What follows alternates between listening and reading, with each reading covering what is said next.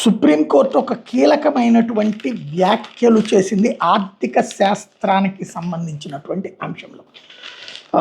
న్యాయాన్ని అందరికీ అందుబాటులోకి తేవడమే సమానత్వానికి మొదటి మెట్టు అంటూ సుప్రీంకోర్టు ప్రధాన న్యాయమూర్తి జస్టిస్ సూర్యకాంత్ పేర్కొన్నారు.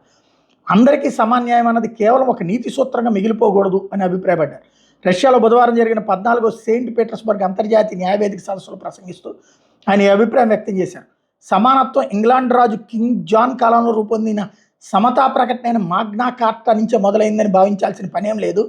సమానత్వ భావానికి మూలాలు భారతదేశపు ఉపఖండంలో ఉద్భవించిన కౌటిల్యని అర్థశాస్త్రంలో ఉన్నాయని గుర్తు చేశారు. ప్రపంచానికి తెలియని దాన్ని తెలియజేశారు మన సుప్రీంకోర్టు చీఫ్ జస్టిస్. 4వ శతాబ్దంలోనే సమానత్వ సూత్రాన్ని భారత ఉపఖండంలో ప్రతిపాదించారు అని ప్రపంచానికి చాటి చెప్పారు మన సుప్రీం సీజే. భారత రాజ్యాంగం దేశ ప్రజలందరికీ మౌలిక హక్కుల్ని కల్పించింది. చట్టం ముందు అందరికీ సమానత్వం, గౌరవంగా బ్రతికే హక్కు ఇందులో భాగాలు అంటూ భారతదేశానికి సంబంధించిన అద్భుతాన్ని వివరించారు.